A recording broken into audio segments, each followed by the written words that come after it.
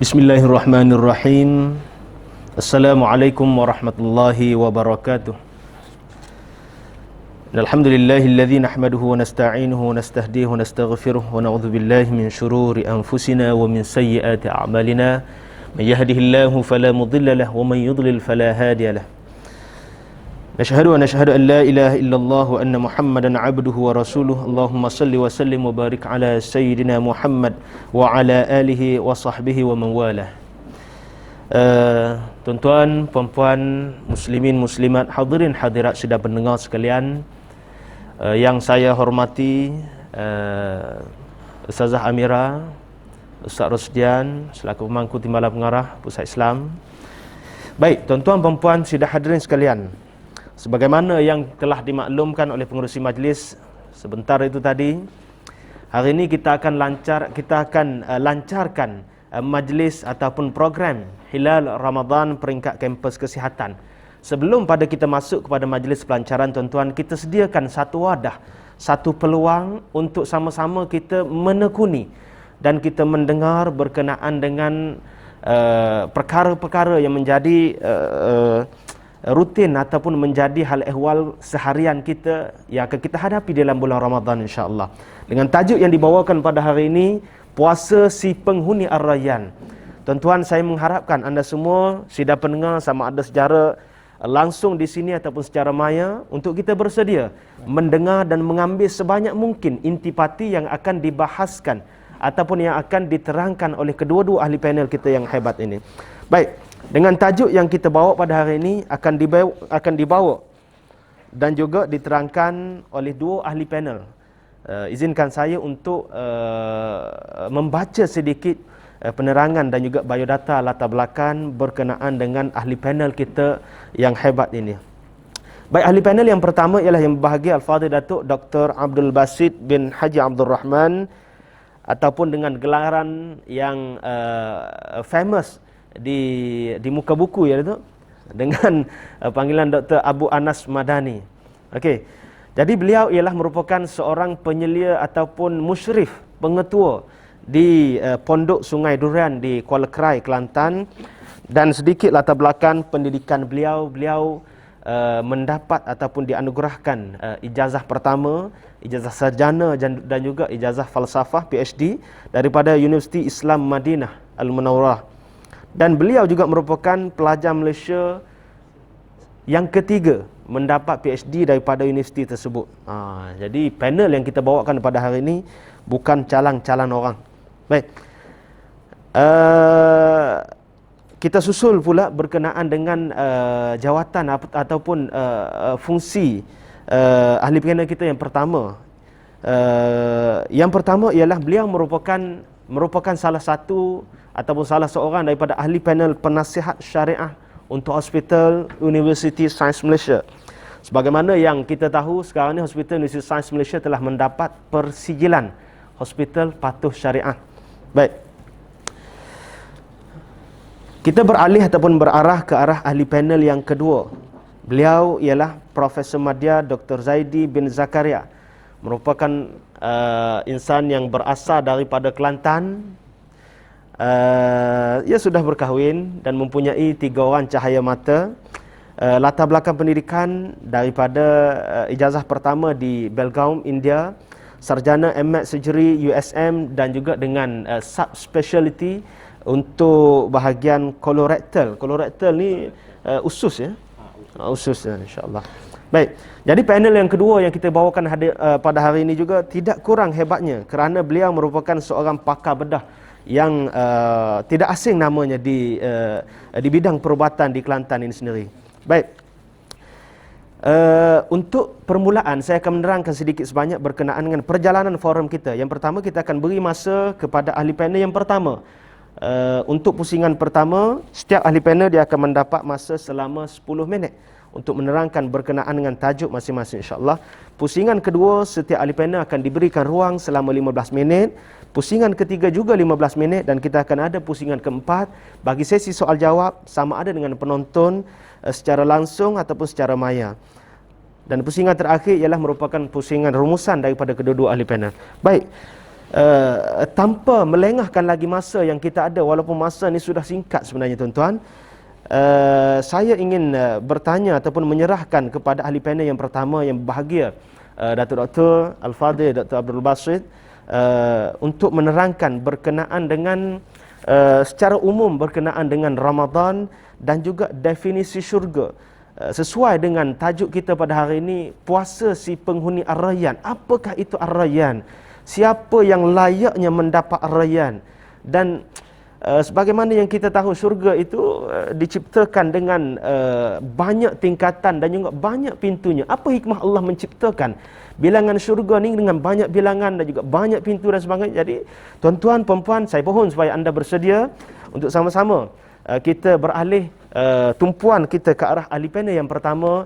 Saya persilakan dengan penuh takzim Al-Fadhil Datuk Dr. Abdul Basit Abdul Rahman, dipersilakan. Bismillahirrahmanirrahim. Alhamdulillahi rabbil alamin. Alhamdulillahilladzi kataba ala ibadihi as-siyam. Wassalatu wassalam ala al-habibil mustafa wa nabiyyina al-mujtaba, nabiyyina wa habibina wa qudwatina Muhammad ibn Abdullah wa ala alihi wa sahbihi wa man walah, amma ba'du. Yang dihormati Al-Fadhil Ustaz Hasif selaku moderator, Dr. Zaidi selaku ahli panel yang bersama, pengarah Pusat Islam dan semua warga kerja Pusat Islam Kampus Kesihatan Universiti Sains Malaysia, muslimin dan muslimat, para jemaah, para penonton sekalian, Assalamualaikum warahmatullahi wabarakatuh. Alhamdulillah, syukur kita kepada Allah Azza wa Jalla kerana pada pagi yang ceria ini kita dapat bersama dalam majlis ilmu membincangkan satu tajuk. Biasanya bila sebut ambang Ramadan, orang duk sibuk tentang nak bagi tamar kat mana, kan, buka puasa menu apa. Tapi Pusat Islam kita ni agak ke depan sebab kita pergi kepada matlamat asal yang Nabi SAW sebut dalam hadis bab Ar-Rayyan. Maknanya bagi orang puasa ni dia ada satu pintu khas, nama dia Ar-Rayyan, pintu orang-orang yang dahaga. Ar-Ray, maknanya orang yang dahaga akan masuk ikut ni. Dan seperti yang disebut tadi, apa itu syurga, kan? Maka kita kata bila kita sebut syurga, syurga ini satu tempat yang Allah Subhanahu Wa Taala sediakan bagi hamba-hambanya yang beriman. Bagi hamba yang beriman disediakan satu tempat, nama dia syurga. Sebagaimana dalam hadis qudsi Allah SWT berfirman, a'dadtu li'ibadi al-mu'minin, aku dah sediakan kepada hamba-hambaku yang beriman ma la ainun ra'at. Syurga ni gambaran dia tak boleh nak gambar. Sebab Allah kata tak pernah mata tengok, tak pernah telinga dengar, tak pernah dikhayal oleh hati. Bagaimana syurga? Kata itulah syurga. Mana kalau kita rasa, oh cantik rumah orang ni tak? Kadang-kadang Ustaz Asif kita pergi jalan rumah orang, kata cantik rumah orang ni, macam syurga. Kata kalau macam syurga, tak standard lagi lah, sebab syurga tu tak pernah dilihat oleh mata. Cuma kita boleh bayangkan benda cantik, orang panggil syurga. Benda huduh, orang panggil neraka. Sama juga bila kita tengok orang cantik, kita tu, oh macam malaikat dia ni, kan? Kalau tengok orang huduh, pun macam hantu, macam syaitan dia kata. Maknanya dalam keadaan kita itu gambaran. Jadi syurga yang disediakan oleh Allah Azza wa Jalla, Nabi SAW telah pergi ziarah. Pada malam Mi'raj, Nabi kita sudah pergi tengok syurga, tengok neraka. Na'udzubillah, kita minan nar, daripada neraka. Dan yang disebut di situ iaitulah abwab. Pintu syurga ni banyak mana ada. Jadi dalam hadis Nabi SAW, dalam hadis tentang kelebihan kita mengambil wudu, kan? Siapa dia ambil wudu, kemudian dia bersyahadah, asyhadu an la ilaha illallah wahdahu la syarikalah. Kemudian akhirnya akan dibuka baginya 8 pintu syurga. Maknanya syurga tu ada 8 pintu, neraka ada 7. Jadi ada, mungkin kita akan bincang lepas ni kenapa 7, kenapa 8. Tetapi dalam pintu syurga ni banyak-banyak ada yang disebut dengan nama babus salat, pintu solat. Ada pintu sedekah, ada pintu jihad, ada pintu macam-macam lagi, bermakna pintu-pintu itu banyak. Dan setiap pintu luah mana? Ustaz Asif? Satu-satu pintu tu lewat dia punya keluasan dia banyak mana. Terdapat beberapa hadis Nabi sallallahu alaihi wasallam yang Nabi sebut baina Makkah wa Hajar. Baina Makkah di antara wa Busra di Syam. Anda tengok ahli pengukur, dia ukur, dia kata pintu, satu daun pintu saja lebih kurang 1000 kilometer atau kurang sikit. Mana pintu sudah besar. Pintunya ada 8. Kata di para ulama, dia kata pintunya luas.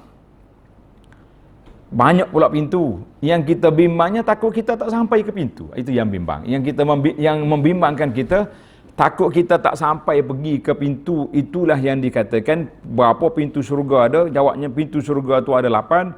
Habis apa yang kita takut? Yang kita bimbangnya takut tak sampai ke pintu. Kita kata wal'iyazubillah. Kita minta berlindung dengan Allah Azza wa Jalla. Maka dari sudut tingkatan, berapa tingkat ada syurga? Ada riwayat yang menyebut tentang, ulama mengatakan tingkatan darajat syurga tu sangat banyak. Sebagian dari hadis Nabi sallallahu alaihi wasallam Nabi sebut bagi orang baca Quran, iqra warattil. Kamu baca dan tingkatan yang kamu akan duduk di akhir ayat yang terakhir sekali kamu baca. Dekat dalam Quran ada berapa ayat? Berapa ayat dalam Quran ada? Sekat 6,000 berani jawab tak? Itu hak masyhur. 6,966 ayat. Tapi dari sudut fakta tidak akan berlaku demikian. Dia ada 6,200 lebih saja. Tapi masyhur lah. 666 ni boleh katakan masyhur. Tapi kalau kita jawab dalam mana-mana soalan, tidak akan dapat darjat. Tak akan dapat markah. Sebab salah dari sudut fakta. Baik. Maknanya dari darjat syurga, yang pertama tingkatan dia akan naik sampai kepada akhir ayat yang kamu baca. Iqra warattil, maka tinggi. Tapi ada satu riwayat lagi Nabi sallallahu alaihi wasallam sebut, iaitulah dia kata tingkatan syurga tu lil jannati mi'atu darajat. Bagi syurga tu ada 100 darajat. Di antara satu darajat tu lah antara bumi dengan langit dia punya luas. Dan kemudian Nabi kata kalau kamu nak mintalah al-firdaus al-ala minal jannah, sebab mana syurga yang paling tinggi darjat dia duduk di syurga al-firdaus. Syurga firdaus. Cuma kita ni jangan pandai-pandai lah, ada setengah orang ni bila dia minta syurga, minta sekali dengan menu-menunya tak. Nak minum madu, nak pakai sutera, kita kata usahlah duduk pelik-pelik para jemaah sekalian, sebab yang penting bagi kitanya Allahumma inni as'alukal jannah. Ya Allah, sebagian dalam hadis Nabi sallallahu alaihi wasallam, Nabi kita ajar kepada kita minta syurga dan segala amalan-amalan yang boleh mendekatkan kita kepada syurga. Itu permohonan yang kita nak minta. Maka para jemaah sekalian, Allah Subhanahu wa taala nak beri kepada kita satu pintu khas, nama dia Bab Ar-Rayyan, pintu Rayyan. Pintu bagi orang yang derhaga. Insya-Allah kita akan huraikan dalam pusingan yang kedua nanti. Terima kasih.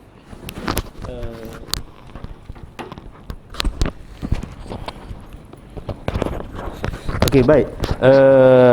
Yang bahagia Datuk, bila mana sebut tentang syurga dan juga kita sebut tentang pintu-pintu syurga, kalau kita pernah mendengar lagu ataupun ungkapan yang pernah diungkapkan, setengah orang mengatakan ada manusia yang akan tersungkur di pintu syurga dalam perjalanannya nak menghampiri ke arah pintu syurga, kerana sebenarnya masa untuk Datuk masih ada lagi dalam 3 minit. Mungkin sempat lagi untuk huraikan kenapa ada setengah golongan manusia yang dalam perjalanan menuju syurga tapi tersungkur di pintu syurga.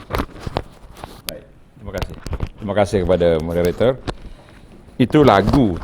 Bila kita dah sampai ke syurga, tak tersungkur dah, kita akan masuk insya-Allah. Tapi ialah lagu tu ada betul, ada tak betul. Yang kita bimbangnya, manusia ni apabila dibangkit di mahsyar, dibangkit pada hari kiamat esok, pertama sekali langkah kita akan pergi jumpa dengan Nabi sallallahu alaihi wasallam di kolam. Dia panggil haud.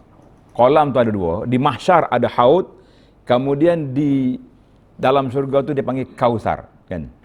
Maka haud ni duduk di peringkat awal. Mana siapa yang sampai ke kolam itu, mereka akan dapat minum lam yazma' ba'dahu. Dia tak akan dahaga lagi di mahsyar sehingga dia masuk dalam syurga. Ada orang tersungkur, di sini memang tersungkur. Dalam hadis Nabi sallallahu alaihi wasallam, Nabi kata la yaridanna ummati. alayya ummati. Selagi akan datang umat aku ke kolam aku. Mana kita ni akan pergi ke mana? Ke kolam Nabi sallallahu alaihi wasallam. Siapa yang layak untuk sampai ke kolam? Iaitulah orang yang muka bercahaya. Muka dia bercahaya, kaki tangan bercahaya, kesan daripada wuduk. Hasil daripada kita ambil wuduk, muka kita bercahaya, Nabi kenal. Tiba-tiba orang ini bila dia berjalan, sampai dekat dengan kolam, Nabi dah nampak. Malaikat datang, malaikat mengatakan, stop, tak boleh masuk. Nabi kata, ya malaikat, haulai ummati, umat aku tu, sebab sudah ada tanda-tanda cahaya di muka, sudah ada tanda. Agak-agaknya apa jawapan malaikat? Patut malaikat kata, ya Rasulullah, oleh kerana ini Rasulullah kenal, lepas je. La, malaikat repot. Malaikat repot pada Nabi SAW, dia kata, ya Rasulullah, annaka la tadri ma ahdasu ba'dak. Mereka ini memang solat, mereka juga sudah berpuasa, tapi mereka juga telah melakukan perkara yang tidak baik dalam agama, iaitu ihdas, mencipta ajaran-ajaran yang tidak diajar oleh Nabi SAW.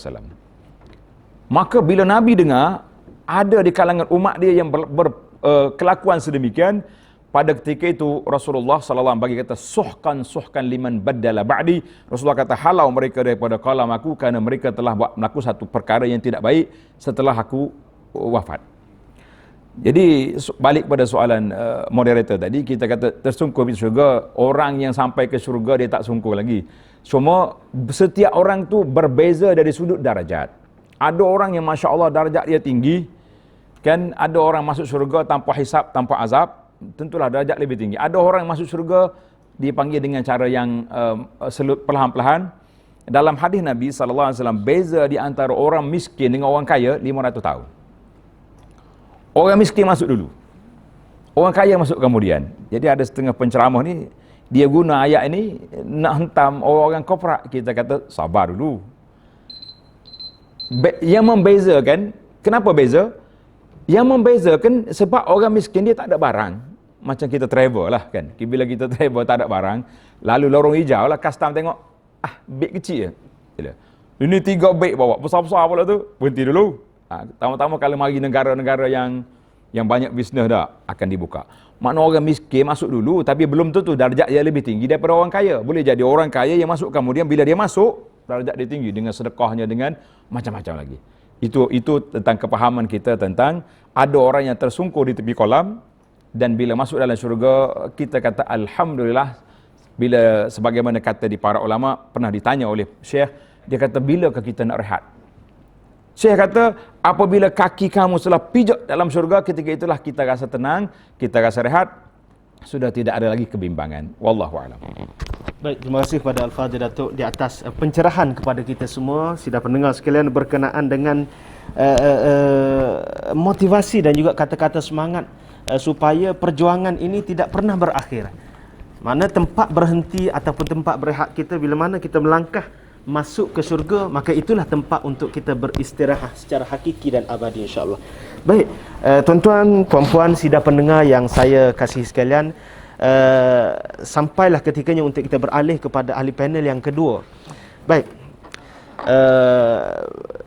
yang bahagia Profesor Prof Madya Dr. Zaidi adalah merupakan salah seorang daripada pakar bedah di Hospital Universiti Sains Malaysia. Baik, sebagaimana yang kita tahu, dalam tahun lepas dan juga tahun ni, 2 tahun kebelakangan ini, kita menghadapi dengan pandemik COVID-19 yang melanda keseluruhan, boleh dikatakan hampir seluruh dunia telah dilanda dengan penyebaran pandemik COVID-19. Baik, jadi sebagai salah seorang daripada yang kita katakan sebagai barisan hadapan dan sebagainya, mungkin secara ringkas Prof boleh menceritakan berkenaan dengan bagaimana situasi secara realiti sebenarnya di hospital berkenaan dengan pegawai perubatan, pesakit dan sebagainya secara tuntas, insya-Allah.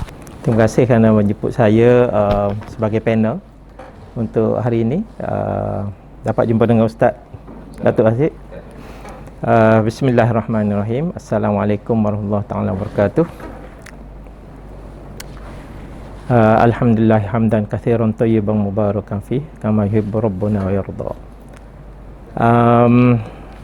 Kita di hospital pada bulan Mac tahun lepas, bila berlakunya kes COVID ni yang menular di negara kita dan di seluruh dunia, memang keadaan agak genting untuk mungkin orang ramai dia tidak tahu dengan lebih mendalam lah.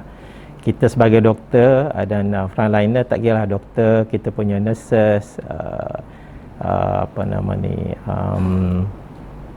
pembantu-pembantu perubatan, semua memang keadaan genting. Even dekat makmal pun juga genting, kerana semua agak panik dengan penularan ni. Sebabnya kita tak tahu kan, kalau kita boleh ingat bulan 3 semua tak boleh nak pegang kan, kena tak boleh nak pegang, tak boleh nak touch, and then satu dunia tak tahu macam mana nak handle benda ni, sebab kita macam diserang secara mengejut lah kita kira.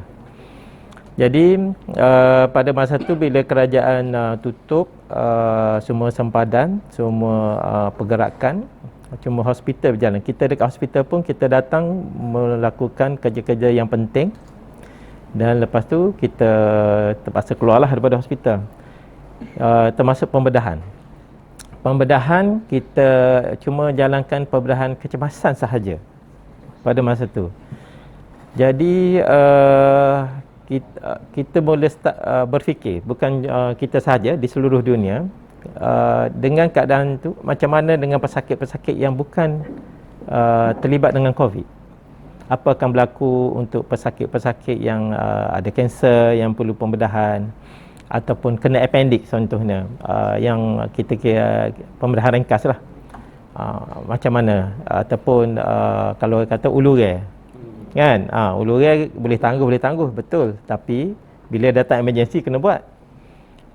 Jadi kita di Kelantan ni terutamanya, kita banyak kes tertangguh.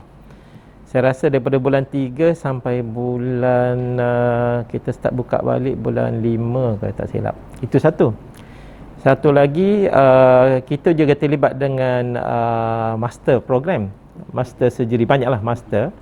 Jadi dari sudut servis untuk Kementerian Kesihatan, dia tertangguh penambahan pakar tu disebabkan oleh tidak ada exam. Kita terpaksa tangguh exam sehingga bulan 11. Mula kita nak buat bulan 9, lepas tu COVID tak reda lagi, so tangguh. Jadi banyak perkara yang berlaku lah di situ. Tapi dengan berkat doa semua, dengan usaha semua dari segenap peringkat, kita berjaya mengatasi. Pada bulan 3 tu dah menurun, sekarang ni dah naik balik. Tapi mungkin kita tak mungkin dah akan berlaku lagi macam bulan 3 tu. Kalau tidak, susahlah kita. Jadi sekarang ni kita dah faham perangai COVID ni sedikit sebanyak, and then semua perasaan semua orang dah reda sedikit. Jadi kita boleh kontrol, and then di USM ni khususnya kita tak pernah lagi tutup bilik pembedahan ataupun ICU. Tak pernah tutup pun, daripada bulan 3 tu tak pernah tutup. Tapi kita boleh buka dengan agak lega lah, dengan boleh bernafas dengan lega, sebab kita dah faham dah perangai penyakit ni. Cumanya sebab kita ni hybrid hospital, maksudnya kita pun ada handle COVID yang mana datang USM, yang mana pesakit dalaman lah. Tapi kalau yang ni kita hantar ke HRPZ, Hospital Kota Baru. Macam Hospital Kota Baru ni dia full COVID hospital. Tapi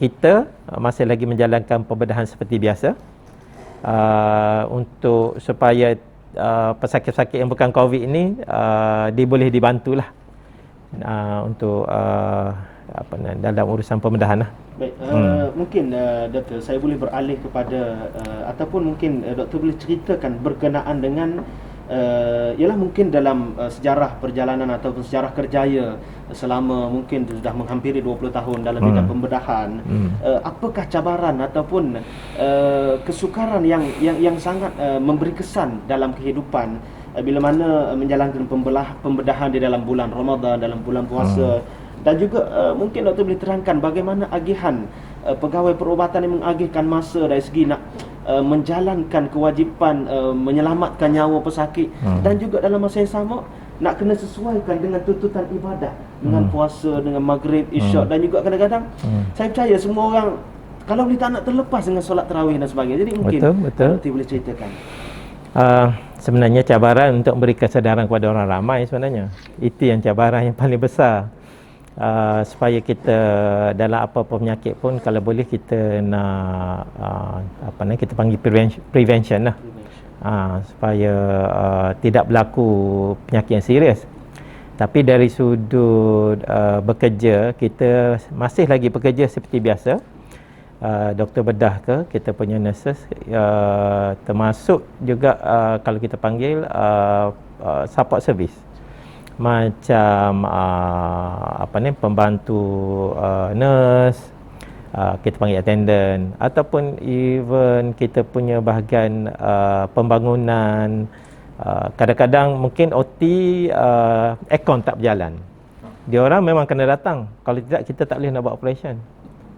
Ataupun tiba-tiba elektrik terputus, kita ada generator, kadang-kadang dia orang kena datang tengok juga. Walaupun kena maghrib lah, kalau terpaksa separuh tak cukup 8 rakaat pun, tak cukup 8 rakaat lah, tarawih kena datang lah. Dari sudut pekerjaan doktor pula, kalau dalam pembedahan memang kita tak boleh nak tangguh lah. Kalau utamanya kecemasan, kita kena teruskan pembedahan sehingga keadaan dah selamat. Dan kita akan bagi kelonggaran lah kepada pembantu kita. Macam tu kalau kita dah terpakar, dia kata dah semayang dah. Okey, tak semayang lagi. Okey, you pergi semayang dulu. Kan? Settle you punya semayang, lepas tu you datang. Nurses pun macam tu, dia bergilir-gilir lah. Dalam macam buka puasa pula, setengah-setengah keadaan memang kita tak boleh nak ni. Pasal orang suat lah minum. Bukan suat dengan sudu lah, dengan pakai straw kan. Minum untuk berbuka puasa lah, sementara kita menyelamatkan nyawa pesakit. Kalau keadaan dah stabil, kita settlekan dah semua dan barulah kita teruskan. And then tarawih, kalau terlepas berjamaah, terpaksalah kita semayang seorang diri. Ataupun kalau kita ada planning dengan family, semayang dengan family. Baik Doktor. Sebagaimana yang kita sedia maklum, kita telah mempraktikkan ataupun menerapkan elemen hospital mesra ibadah daripada tahun 98, daripada tahun 2000 lebih sampai ke sekarang. Yang terbaru kita telah mendapat persijilan sebagai hospital patuh syariah. Baik. Dari segi realiti di hospital sendiri, bagaimanakah kita boleh menjadikan medan perubatan di hospital ini sendiri sebagai salah satu madrasah tarbiyah Ramadan untuk mendidik sama ada dari segi warga kerja, dari segi pesakit, dari segi penemam pesakit sehingga supaya ruh Ramadan itu dapat diterapkan lebih-lebih lagi kita berhadapan dengan Ramadan ini. Okey. Dalam bulan Ramadan kita banyak aktiviti-aktiviti lah. Ada aktiviti-aktiviti yang dijalankan di setiap jabatan. Selain pada berbuka puasa tu, aktiviti maksudnya tengah hari, waktu sebab tengah hari dah tak ada makan kan, jadi ada aktiviti keagamaan di situ. Ada ceramah, ada kesedaran. Kadang-kadang memang kita masa tengok pesakit di dalam ward, kita masukkan elemen keagamaan di situ untuk bagi kesedaran untuk doktor-doktor kita, doktor baru, doktor yang pertengahan dan juga pesakit, dan juga kepada yang menunggu pesakit lah, keluarga. Di situ juga kita tengok kadang-kadang ada pesakit memang boleh berpuasa. Sebabnya kalau tak silap saya lah Ustaz, kalau setakat masuk air dekat ni tak batal puasa kan. Jadi benda-benda tu kita bagi sedaran dan kita bagi tahu pesakit bahawa dia orang boleh berpuasa. Walaupun dah ada air dalam botol tu, masih lagi dikira berpuasa.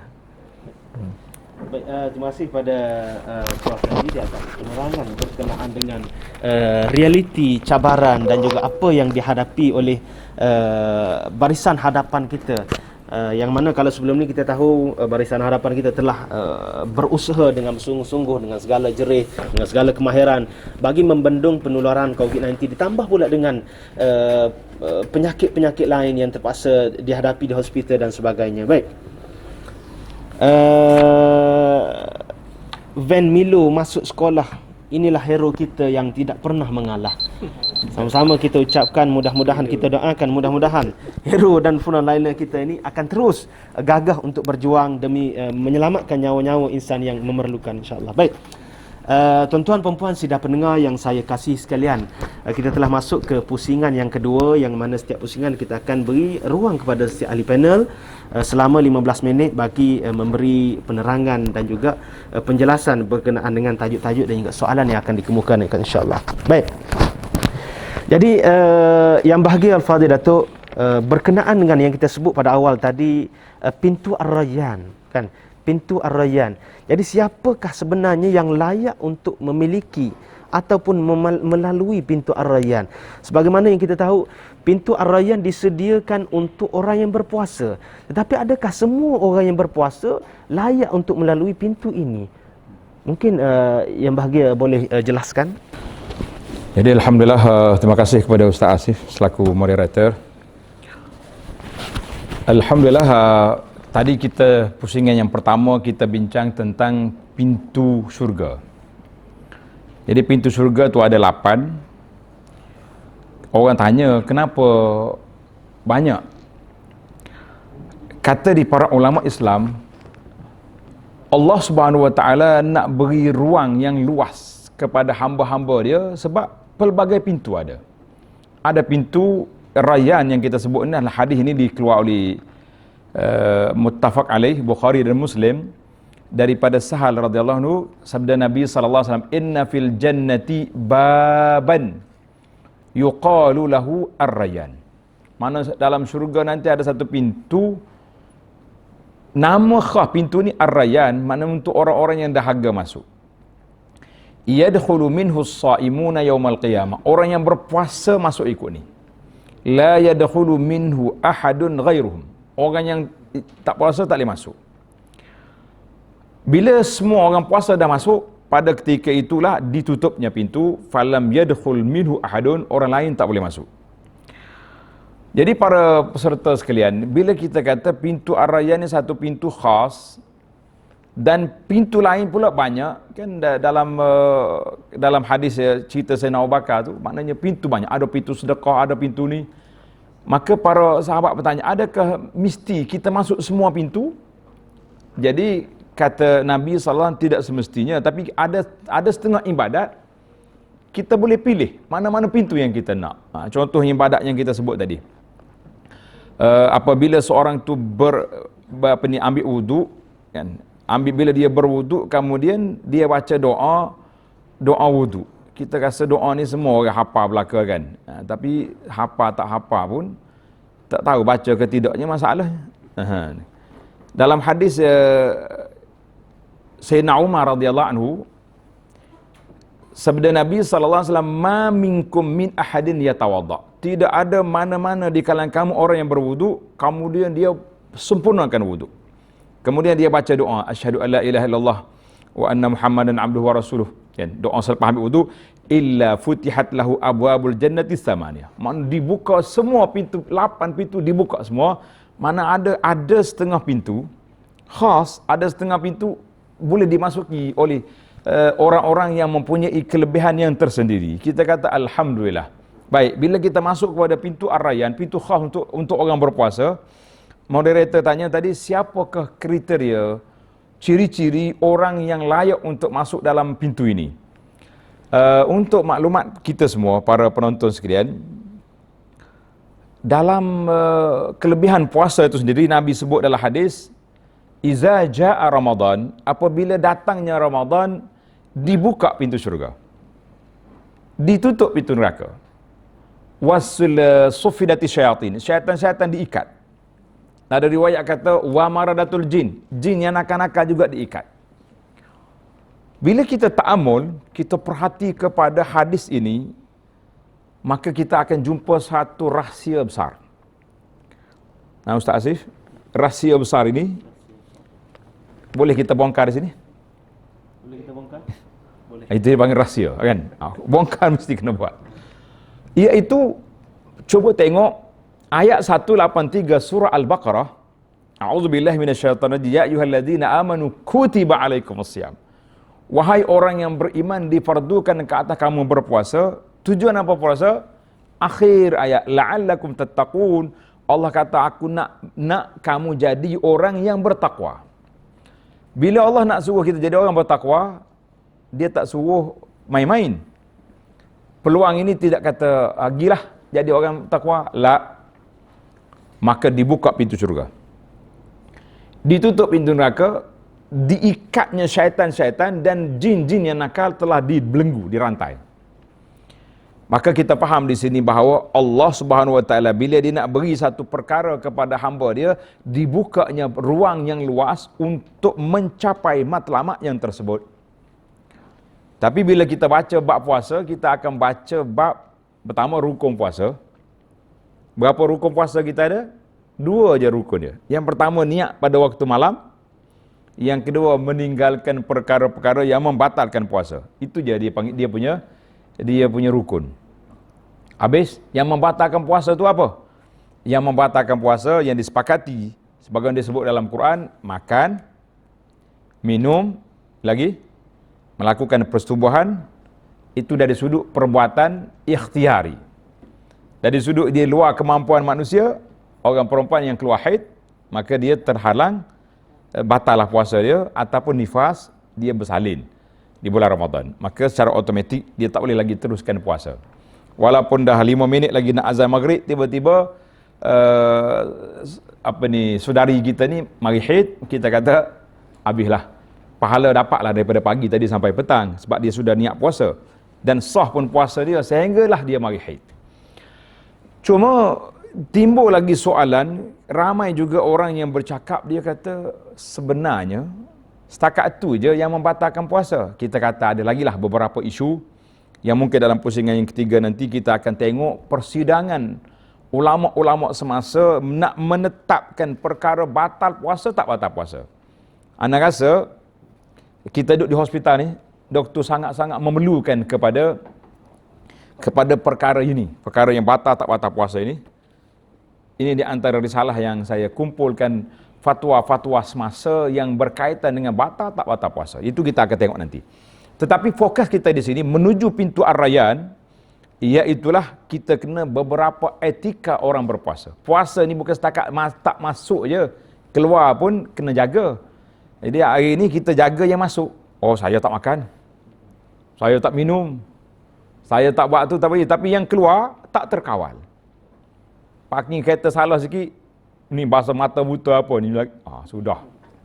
Kadang-kadang yang parking kereta tu bukan dekat masjid, bukan dekat pasar pagi, bazar, depan masjid. Dia salah parking sikit, orang keluar lambat sikit, maki orang. Nabi sebut dalam satu kaedah, dia kata man lam yada' qaula zuri wal amal bihi. Sesiapa tidak meninggalkan perkataan-perkataan bohong dan dia masih lagi mengeluarkan perkataan dusta, masih lagi menggunakan perkataan yang tak baik, sedangkan dia berpuasa, falaisa lillahi hajatun an yada'a ta'amahu wa syarabahu. Allah SWT tidak berhajat dia meninggalkan makan dan minum. Apa maksud? Maknanya kalau setakat mu puasa tak makan je, tapi kata-kata dusta, caci maki, kutuk orang. Hari ni sedap juga dia jawab, Ustaz Aziz. Dia kata, mulut saya tak bercakap apa pun, tapi tangannya duduk WhatsApp. Dipanggil kita sekarang ni ada satu mazhab yang saya gurau lah. Kita kata mazhab sekarang ni yang menakutkan kita, dia panggil mazhab wasafi. Mazhab wasafi ni bahaya sekali ni. Sebab mazhab wasafi ni, dia tak bercakap dengan mulut, dia bercakap dengan ujung jari je. Dia buat fitnah dengan orang, dia sebar benda-benda yang tak baik, dia share benda-benda yang orang yang tidak berfaedah. Kita mengatakan itu juga mengurangkan pahala puasa.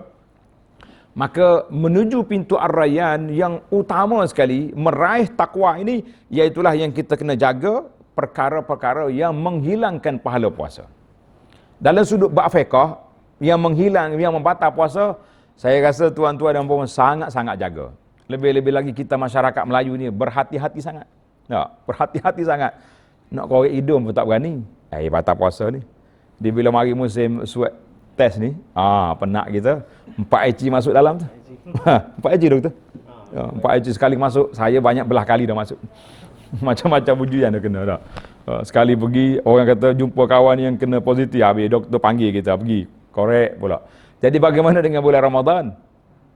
Jadi kita akan terasa jaga kita nak korek telinga, tak berani nak ni, tak berani nak ni.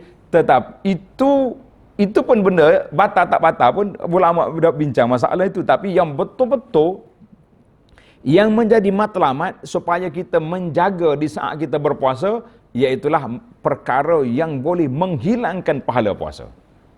Itulah Nabi sebut tadi. Siapa dia jaga, siapa dia betul-betul dia kata, macam mana kita nak tahu kita ni ikhlas?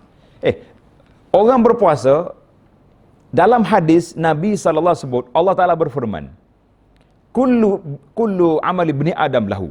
Semua amalan anak Adam itu untuk dia, kecuali puasa. Fa innahu li wa ana ajzibi. Allah kata puasa untuk aku akan bagi balasan. Maknanya pahala orang berpuasa ni pahala tanpa limit. Dia tengok hari ni dia puasa betul ke puasa sekadar tak makan. Beza. Tak makan. Tak makan puasalah tu nama dia. Tapi perkataan dia, kerja pada tutur kata dia ataupun dia punya kerja share dia masih lagi tidak berpuasa, maka kita mengatakan ini termasuk di kalangan orang yang tidak berpuasa. Jadi mudah-mudahan perbincangan kita menuju pintu Ar-Rayyan kita simpulkan iaitulah menjaga perkara yang membatalkan puasa, dan lebih-lebih lagi kita kena tumpukan kepada perkara yang membatalkan pahala puasa. Itu kita kena besarkan, kerana itulah matlamat puasa yang sebenarnya, wallahu alam.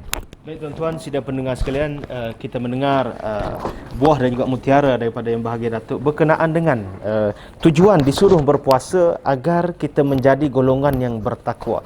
Kerana itulah merupakan salah satu ataupun satu-satunya golongan yang akan berjaya di hari penghisaban ataupun hari perkiraan kelak. Baik. Jadi seterusnya Yang Bahagia Prof, berkenaan dengan operasi di hospital dan sebagainya, kita ketahui bahawa Prof merupakan seorang pakar bedah. Jadi bila mana contohlah masuk bulan puasa, kategori pembedahan yang bagaimanakah? Adakah bulan puasa ni memberi kesan terhadap keutamaan untuk memilih pembedahan elektif atau pembedahan kecemasan? Jadi mungkin Prof boleh jelaskan berkenaan dengan perkara tersebut. Sebenarnya dari sudut tugas doktor ni, kita tidak ada halangan di bulan puasa. Kita kalau sudut pembedahan, kita buat semua pembedahan lah. Cumanya dari sudut pesakit lah, pesakit kalau yang mana boleh tangguh tu dia nak tangguh dululah. Yang bahayanya bukan bahaya sebab bulan puasa, bahayanya kefahaman orang ramai. Bila bulan puasa, kalau boleh dia tak nak datang hospital, ataupun 2 minggu sebelum habis puasa dia tak nak datang, dia nak tunggu biar habis raya dulu. Tapi kadang-kadang yang emergency itu yang menyebabkan dia datang sehari sebelum raya. Itu yang menyebabkan banyak kita hadapi 2 minggu pertama tu kita agak tenang. Cumanya pesakit-pesakit yang bukan Muslim sajalah yang datang. Ada yang sanggup pun dah ada datang. Tapi yang 2 minggu selepas tu, ada yang sanggup sakit di rumah, ambil ubat, selain pada hospital lah, di klinik apa semua, and then supaya dia orang boleh berhari raya dulu. Tapi apa yang berlaku, dia orang datang 2-3 hari sebelum hari raya di bulan puasa, dan menyebabkan kita kena buat pembedahan kecemasan. Bila kita pembedahan kecemasan ni, maklum sajalah kalau yang dah simpan seminggu tu, keadaannya agak teruk lah. Melibatkan bukan setakat pembedahan, melibatkan ICU. Pembedahan yang sepatutnya kalau kita boleh buat dalam masa 1 jam, dia akan jadi 3 jam bila berlaku kecemasan. Dan keadaan pun agak tenat lah untuk pesakit. Itu yang selalu kita hadapi bila masuk bulan puasa. Dan satu lagi,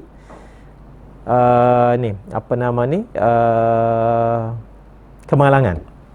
Sebab ramai bila awal dekat dengan hari raya tu kan, dia orang datang, dia nak balik. Orang Kelantan ni nak balik kampung. Macam kita lah, kalau kita duduk luar pun nak balik kampung juga kan. Itu yang banyak berlaku. Bila banyak berlaku, kadang-kadang kalau kita ada 2 emergency bilik pembedahan, kita terkadang terpaksa buka 3 untuk menangani keadaan-keadaan ni lah. Itu yang selalunya berlaku bila melibatkan bulan puasa dan dekat dengan hari raya lah. Baik, Prof. Sebagaimana yang kita tahu, Imam Datuk, doktor adalah merupakan seorang individu ataupun boleh kita katakan sebagai orang yang didengari pandangannya, didengari nasihatnya, apa yang dia perkatakan, orang percaya.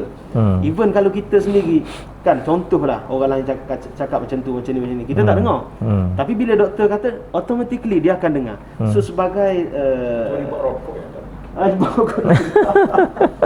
jadi sebagai individu yang dihormati dan dipercayai, boleh kata secara total bila mana berkaitan dengan perubatan, bagaimana kaedah dan juga cara yang boleh dilakukan oleh pegawai perubatan, oleh para frontliner ni, untuk memberi motivasi kepada pesakit agar dia ni boleh endure dia punya kesakitan untuk terus berpuasa. Silakan. Kita di hospital ataupun klinik sebenarnya kita ada ubat-ubat lah yang boleh mengurangkan kesakitan, dan kita ada banyak lapis ubat, bukannya satu jenis. Kadang-kadang kita boleh bagi 1-2 combination, campuran apa semualah. Jadi selalunya dengan kaedah tu, kaedah ni memang dah disetujui oleh WHO lah, cara penggunaan ubat apa semua, dan juga di pihak Kementerian Kesihatan, juga pihak USM. Jadi kita ada pakar-pakar kita yang boleh membantu dalam mengurangkan kesakitan, dan pesakit memang boleh berpuasa. Di hospital, kelebihan dia kalau pesakit tu boleh berpuasa, kita boleh masuk air, orang kata tak, drip. And then kalaulah yang sakit lama, kita boleh masuk macam apa nama ni, air vitamin lah kita kata, vitamin untuk pesakit-pesakit yang dah lama, kronik, dan memang dia boleh puasa. Kalau kita suruh dia makan sekalipun, dia tak boleh makan banyak. Kita selalu tanya pesakit, pakcik dah makan ke? Dah makan. Dia kata 2 sudu. Kita kata kalau 2 sudu terah baru. No. Jadi memang boleh berpuasa lah kalau berada di hospital. Baik, terima kasih Prof. Saya beralih ke pusingan yang ketiga, yang bahagia dengan pandangan ataupun apakah pendapat ataupun kita katakan sebagai fatwa berkaitan dengan hal ehwal dan juga isu-isu semasa yang melibatkan perubatan. Jadi soalan yang pertama, bila mana Prof menyebut berkenaan dengan pembedahan, sudah semestinya pesakit itu memerlukan kepada bius, kan? Ada Prof yang tak mau bius? Cuma kena bius juga, kecuali bisul lah, tak payah bius. Kecuali bisu. Jadi dari segi pandangan sudut agama, Datuk,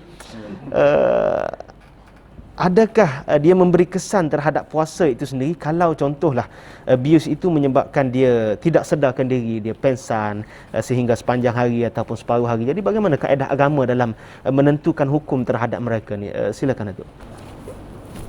Isu tentang orang yang tak sedar, di antara syarat puasa tu, dia itulah akal dia ataupun wa'i, ada sedar. Tapi bila orang kena bius ni, dia tak sedar, sama ada bius sepenuhnya ataupun sebahagiannya, maka di sini ada perbincangan para ulama kita. Jadi ulama kata kalaulah dia sudah berniat, mana sebelum dia niat malam tu untuk puasa, mungkin dia bius pagi esok kan, tapi dia niat dah.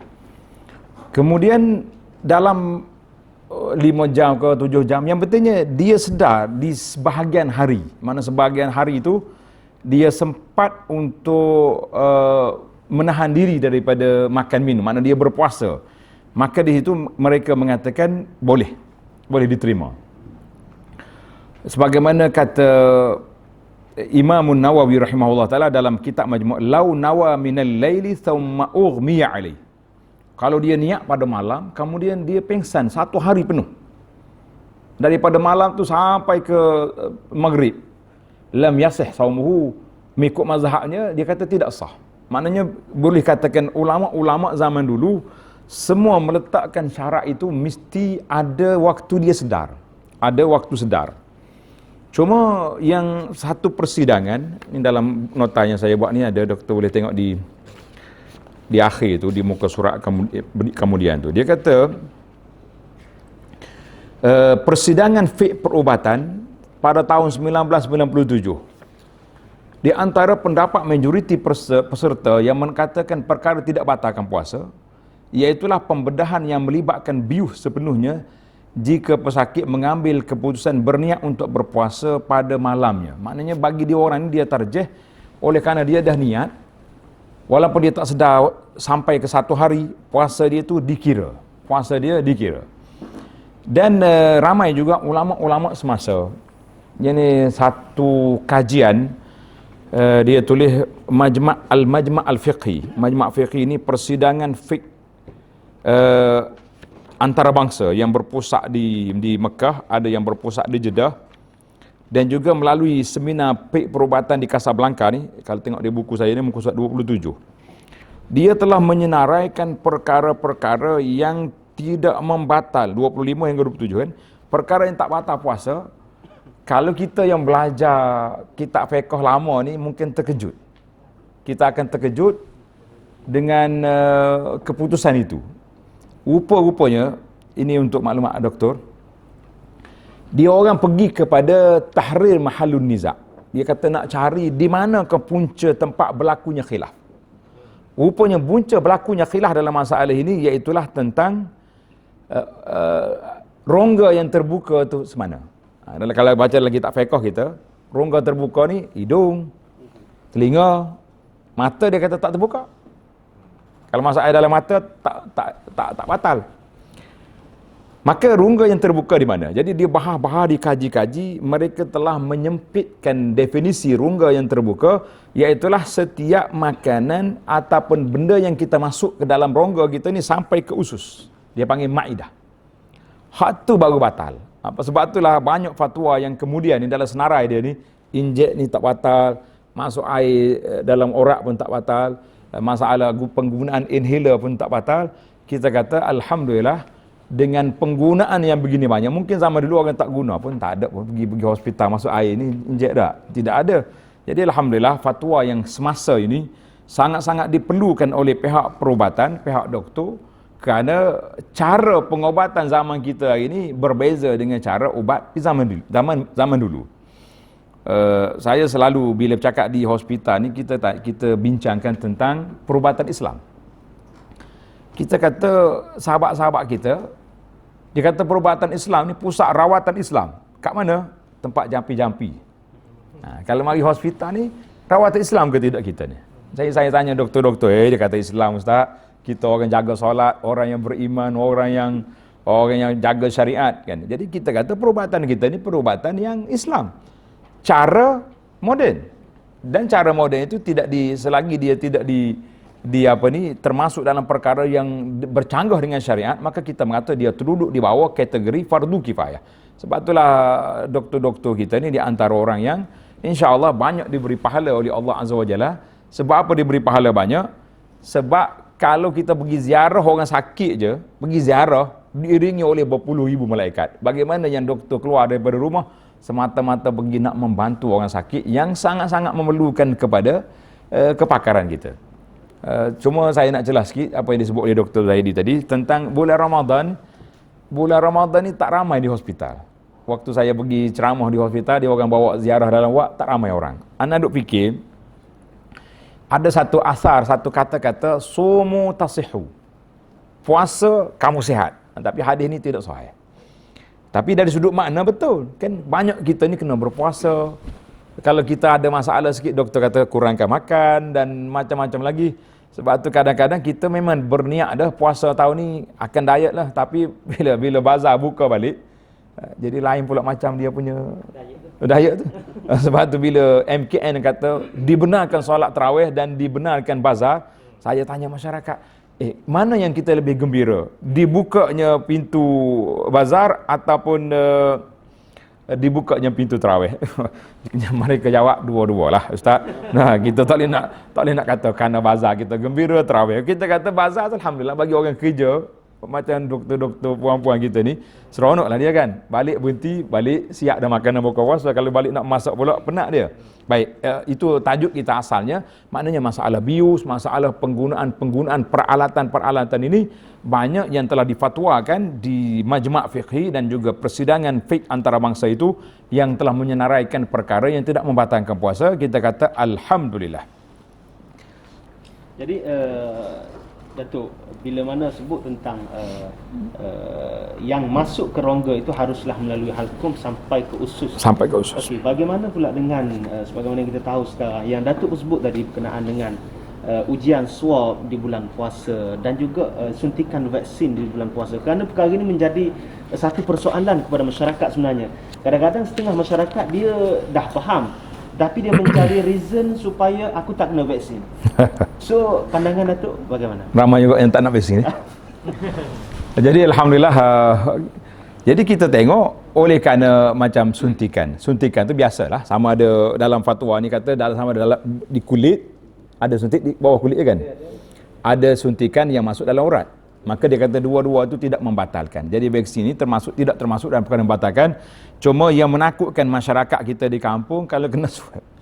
Kalau kena swab nak hollow 4, tapi bukan 4 inci termasuk dalam. 4 inci itu sekali dengan alat yang dia pegang. Jadi ada ulama telah membahaskan tajuk ni, dia kata oleh kerana kita hollow masuk ya, korek sikit ambil dia punya sampel, lepas tu dia keluar balik. Jadi bukan lekat kat situ. Jadi insya-Allah apa yang kita fahamlah daripada persidangan perbincangan ulama semasa, itu tidak membatalkan puasa insya-Allah. Tidak membatalkan puasa, boleh ya kita kalau diperlukan. Sebab waktu malam tak ada pula orang nak ke hospital, tak buka pula dia punya pusat ambil sampel tu. Ya. Wallahu alam. Baik.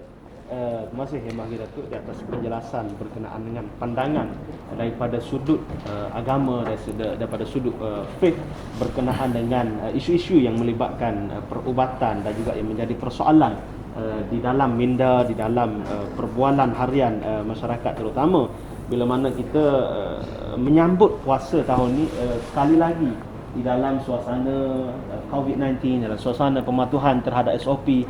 Tapi dalam masa yang sama, tahun ini kita mendapat sedikit kelonggaran sebagaimana yang Datuk beritahu itu, dengan bazar dibenarkan, dengan sambutan hari raya dalam kadar yang ditentukan dibenarkan, dengan pergerakan antara daerah mungkin dibenarkan, antara negeri itu kita tunggu keputusan seterusnya. Jadi semua ini diharapkan dapat memberi penjelasan kepada sidang pendengar dan masyarakat sekalian berkenaan dengan isu-isu yang timbul dan disebut tadi. Baik, Prof.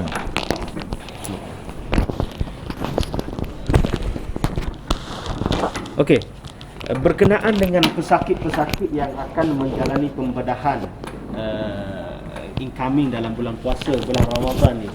Jadi apa nasihat kepada pesakit, nasihat daripada pegawai perubatan, nasihat daripada pakar bedah dan sebagainya kepada pesakit yang dia nak terus supaya dia boleh complete puasa hari itu, dan juga apa yang perlu dia laku sebelum proses pembedahan ataupun selepas proses pembedahan, andai kata pembedahan itu selesai sebelum waktu maghrib ya. Kerana dikira berpuasa. Jadi apa yang perlu kita bagi tahu kepada pesakit supaya dia boleh terus berpuasa, kerana sebagaimana yang saya maklumlah, mungkin betul ataupun mungkin tidak, pesakit yang telah menjalani pembedahan, seusai saja daripada pembedahan dia memerlukan kepada nutrisi, betul kan? Baik, mungkin boleh terangkan berkenaan dengan terima kasih. Kalau saya sempat agak Ustaz, masa Ustaz bercakap tu tengok risalah yang Ustaz bagi ni lah, kita kata komprehensif, menerangkan isu-isu yang berlaku, kefahaman lah dekat di hospital. Kalau masuk hospital tak boleh puasa. Sebenarnya peluang untuk berpuasa memang sentiasa ada. Sebab kita kalau contoh pembedahan, kita kadang suruh berpuasa pukul 12.30 malam lagi. Maksudnya last sahur pukul 12.30 malam. Jadi selagi pembedahan tidak berlaku, dia semua pesakit akan terus berpuasa. Dan bila selepas pembedahan, memang kita tak bagi minum dan makan pun, disebabkan oleh dia orang masih lagi orang kata dalam keadaan sedar tak sedar macam tu. Jadi dia orang boleh terus berpuasa sampai ke waktu maghrib. Dan masa tu amat sesuai lah bila berbuka tu kata sedang molek. Untuk berbuka puasa untuk Ramadan dan berbuka puasa untuk pembedahan. Jadi kalau bukan bulan puasa sekalipun, memang macam tu cara dia. Pesakit tidak boleh minum selagi tidak mendapat kebenaran daripada kita satu. Ataupun kalau yang kita rasa pembedahan tu kecil, kita bagi tahu bila betul-betul sedar, dah kenal dah orang sekeliling, kenal isteri, kenal anak, maksud kenal lah tahu pagi petang, baru boleh minum. Kalau tak sedar, tak kenal, jangan bagi minum, nanti itu pergi ke tempat lain lah pula. Jadi memang boleh berpuasa. Dalam sudut nutrisi, cumanya berpuasa ni, kita berpuasa siang hari je. Malam, macam kita orang sihat lah kan. Lepas buka puasa, tengok nak makan conek gapa pula. Pukul 10, pukul 11 dah. Sebelum tidur 2 round dah makan, 3 round makan sebelum tidur. Lepas tu bersahur tu tak akan banyak dah selalunya pun kalau kita pun. Tak apa lalu dah, sebab dah separuh malam tu kenyang dah. Jadi saya rasa tidak menjadi halangan lah untuk setiap pesakit yang berada di hospital untuk berpuasa. Termasuk yang ada gastrik pun. Sebabnya gastrik sekarang ni kita ada bagi ubat lah. Maksudnya kalau makan ubat, makan selepas berbuka dan makan semasa bersahur. Sama juga ubat kencing manis, semua ubat. Dan doktor boleh atur balik lagi. Kita boleh atur sebabnya jarak masa tu tak berbeza sangat. Kalau pagi, contoh kalau bukan berpuasa, ubat kita bagi katalah pagi pukul 7 pagi lah kita makan. Sebabnya kita bangun lepas main subuh apa semua, nak pergi kerja, nak makan breakfast, kita makan. Cumanya kita enjakkan sikit. Kalau sekarang ni subuh pukul 6, 5.59, kita makan 5.30, enjak dalam 1 jam je perbezaan. So memang boleh berpuasa lah untuk pesakit-pesakit. Okey, baik, Prof. Bila mana Datuk dah terangkan berkenaan dengan dari pandangan agama, banyak keringanan ataupun keluasan yang membolehkan dia meneruskan berpuasa, dan juga pandangan daripada pakar perubatan sendiri. Jadi banyak orang, banyak ragamnya. Jadi bila mana kerajaan membenarkan untuk bazar Ramadan, untuk majlis hari raya, untuk pasar malam dan sebagainya, apa nasihat daripada pakar perubatan kepada masyarakat khususnya supaya dari segi pematuhan SOP COVID, dan juga bila mana dia menghadiri tempat-tempat yang crowded, yang ramai dan sebagainya, apa nasihat dan juga perkara yang sepatutnya dijaga supaya kita nak mengelakkan wujudnya kluster-kluster baru, kluster Ramadan, kluster bazar, kluster tarawih dan sebagainya. So mungkin ada pandangan daripada perubatan sendiri. Silakan. Terima kasih. Soalan tu memang sangat-sangat relevan dah. Memang sangat-sangat. Jom Ustaz punya. Sebelah lagi Ustaz. Memang sangat-sangat relevan dah soalan tu buat masa sekarang ni. Kalau kita tengok keadaan COVID semasa, bulan 3 memang tidak orang tak tahu kan. Lepas tu kita dah dekat dengan kosong, tiba-tiba buka sempadan, balik kampung naik kan. Naik lebih daripada bulan 3 hari tu. And then kalau kita tengok cuti sekolah hari tu seminggu kan, semalam kita dah 100 lebih balik. Apa yang saya perhatikan di negeri Kelantan ni lah, bila ada cuti je kes naik, disebabkan oleh tidak pematuhan SOP lah, SOP yang dikeluarkan oleh kerajaan. Sebenarnya kalau kita mematuhi SOP, senang je, pakai mask. Pakai mask. Kalau satu meja tu nak makan 1 meter, jangan makan berdepan. Sebabnya bila kita dia COVID ni, kalau kita tengok dia macam sesama kan, bila kita bersin apa semua dia keluar, orang yang depan tu lah yang kena sebab tak pakai mask. Sebab tu kita tengok kita ada kluster kenduri kan. Kalau kita tengok di pejabat-pejabat yang kalau kena kita panggil lah kluster pantry, kita panggil. Sebab makan di satu tempat kan. Kalau di ruang orang ramai ni, kalau kita jaga SOP dengan penjarakan apa semua, insya-Allah selamat. Kalau tengok di hospital, kita jarang kita dengar ada kluster kat hospital yang berlaku secara besar-besaran macam kluster kenduri. Disebabkan oleh pematuhan SOP yang dikeluarkan oleh kerajaan dan juga pihak hospital, pihak kampus kalau kat USM. Jadi semua dalam mematuhi SOP. Kalau kita tengok kes-kes yang datang ke hospital ataupun staff-staff even di pejabat-pejabat pun, dia bukan dalam pejabat tu, dia ambil daripada luar. Sebab dalam pejabat ikut SOP, bila dekat luar tak ikut SOP. Yang tu yang berlaku. Jadi kalau kita patuh SOP, saya rasa insya-Allah bazar Ramadan ke semayang tarawih semua akan selamat. Sebabnya yang pentingnya sekarang ni keselamatan satu. Bila kita selamat, nak buat ibadat pun selamat. Kalau katakanlah dalam 10 hari, tak sampai 10 hari dah kita nak puasa ni.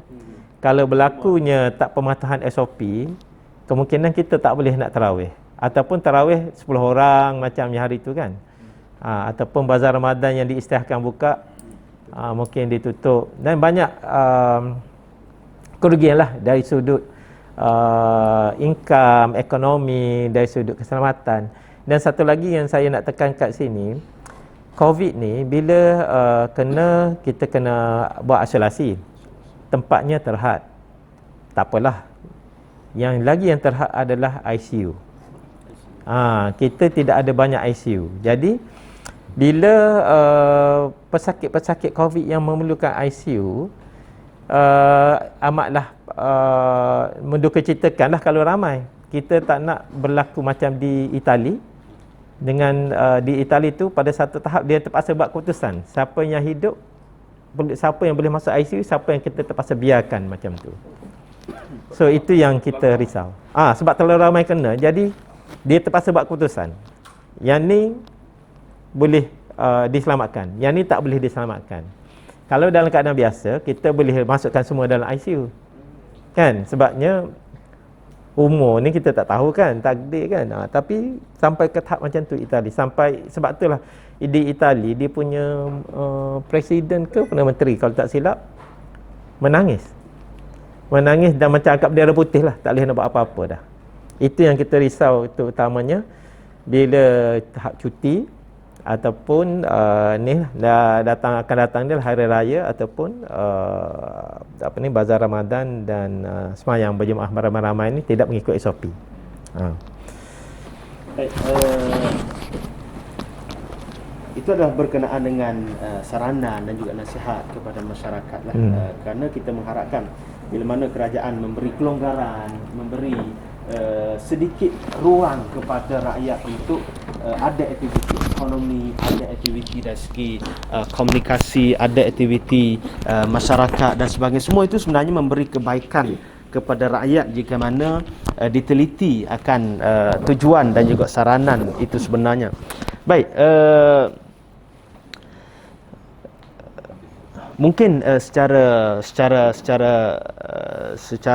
kita nak beri peluang kepada pendengar sama ada yang ada di dalam dewan ataupun yang ada secara maya untuk mengungkapkan ataupun melontarkan soalan kepada ahli-ahli panel kita yang ada pada hari ini, insya-Allah. Adakah yang di dalam dewan nak suarakan soalan sementara peluang masih ada? Okey. Okey, baik. Saya persilakan soalan yang pertama. Bismillahirrahmanirrahim. Assalamualaikum warahmatullahi wabarakatuh. Terima kasih kepada moderator dan ahli panel yang dirahmati sekalian. Jadi soalan yang pertama, pendek soalan ni. Bolehkah kita ambil air putih 5% time puasa? Air apa? IV drip. IV drip intravenous drip. Okey, silakan 30 saat. Doktor. Jawapan dia boleh. Soalan banyak. IV drip sebab masuk ke sini kan. Jawapan pendek lah. Jawapan dia boleh. Okey. Sebabnya dalam ni kan. Yang ustaz ni memang bagus lah. Kan sekarang air yang masuk di sini tidak membatalkan puasa.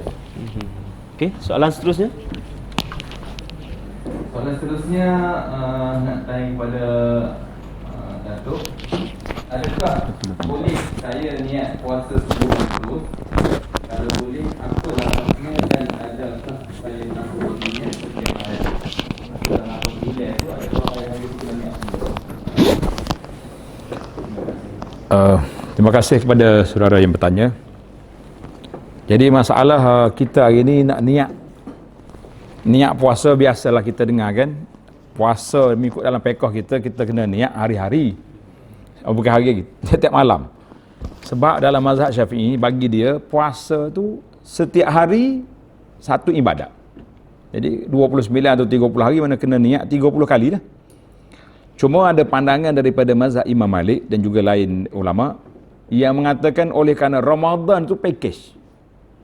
Package maknanya daripada 1 sampai 30 semuanya puasa Ramadan. Jadi kita boleh niat 1 bulan terus.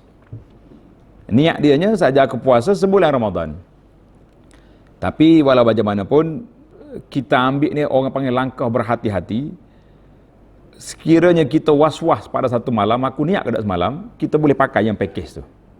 Supaya orang panggil langkah berhati-hati kan, supaya kita tidak tidak was-was. Eloklah. Tapi kalau kata saya tak nak dah, nak ikut mazhab, nak jadi mazhab Malik, nanti orang dengar dia kata bila kau tukar mazhab pula susah kita. Jadi masyarakat kita ni tak boleh dengar benda pelik-pelik. Dia akan tanya pula soalan pelik, kita pula tak nak jawab. Jadi kepenatan lah kita kan. Baik. Saya juga nak bacakan soalan daripada pendengar kita secara maya ni melalui Facebook Dr. Abu Anas Madani. Assalamualaikum yang bahagia doktor. Pertanyaan daripada saya, bagaimana dengan keadaan pesakit yang sedang menerima kemoterapi setiap minggu? Keadaan berpuasanya di sepanjang bulan Ramadan, bagaimana keadaannya? Sila. Prof. Terima kasih. Kemoterapi ada yang makan. Ada yang makan dan ada yang suntikan. Dan kesan sampingan ada yang rasa loya sahaja, ada yang tidak ada apa-apa, ada yang muntah. Ada juga yang muntah. Tapi kalau ikut risalah yang diberi oleh Datuk ni kan, dengan ni tak batalkan puasa, sebabnya muntah tu bukan sengaja. Itu satu. Lepas tu kalaulah ubat suntikan pun tidak membatalkan puasa. Kalau kita pergi ubat makan pula, kalau makan kita cuma boleh adjust masa je. Daripada siang hari kita masukkan dalam waktu berbuka ataupun waktu malam dan dini hari. Jadi saya rasa benda tu tidak menjadi halangan lah untuk berpuasa. Lepas tu sebenarnya kalau lepas kemo ni orang tak ada nak rasa nak makan, mungkin dalam 2, 3, 4 hari, 5 hari. Ni pengalaman saya, tanya yang ada yang doktor yang ambil kemo apa semua kan. So dia bagi bagi feedback lah daripada orang profesional ni macam mana, apa yang dia rasa. Jadi dari sudut nutrisi badan kita ni, kita memang ada reserve. Kalau orang biasa ni kita ada reserve dekat hati kita tu. Bila kita berpuasa pun kita tak makan, dia tenaga tu akan datang daripada hati tu. Untuk digunakan untuk dalam lebih kurang 12 jam. Lepas tu bila kita makan dia akan ganti balik. Itu daripada saya. Terima kasih. Baik, mungkin kita buka ruang kepada soalan daripada pendengar kita secara maya. Silakan satu soalan.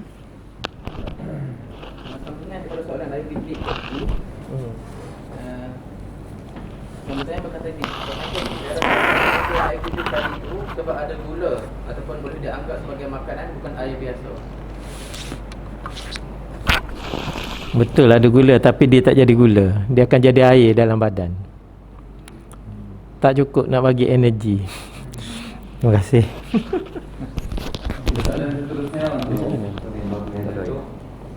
solat tarawih. Maknanya dia bagi orang perempuan afdal di rumah ataupun di masjid pada musim-musim Covid. Dan sambungan soalan itu kita dalam solat tarawih kita kata imam baru, yang mana tahun lepas tu imam baru tu imam baru ni ayah-ayah tengok tu dia balik lah tu. Masa dia balik tu dia nak pesuruh lah. Kita mau setting lah. Masya Allah. Masya Fatihah.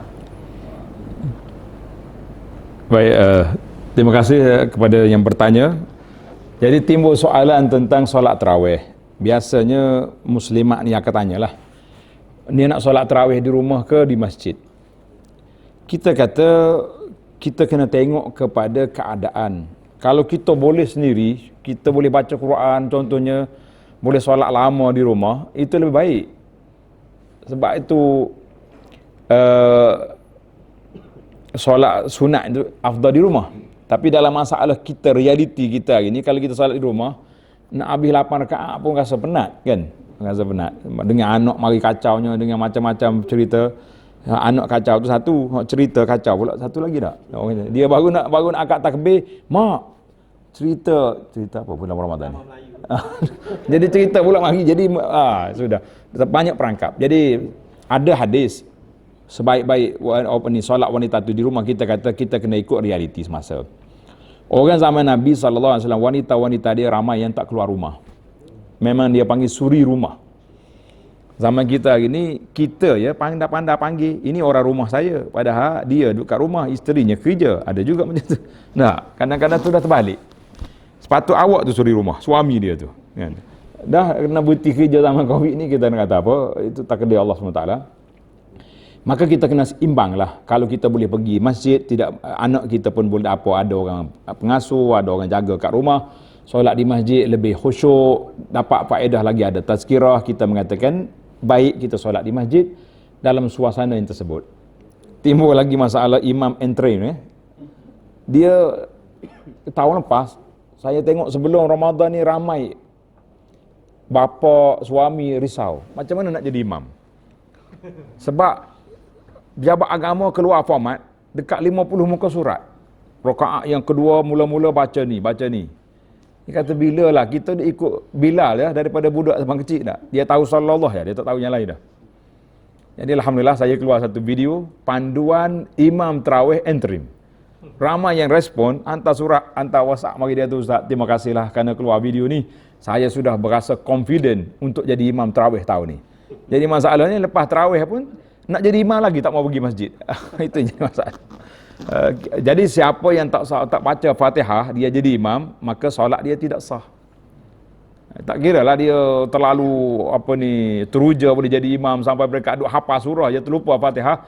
Kita kata la, sebab Nabi sebut la salata liman lam yaqra bi Fatihatil kitab. Tak jadi solat bagi orang yang tak baca Fatihah. Jadi kalau dia itu solat sunat, jadi tak perlulah dia qada balik. Tapi kalau solat fardu dia kena qada balik. Wallahu alam.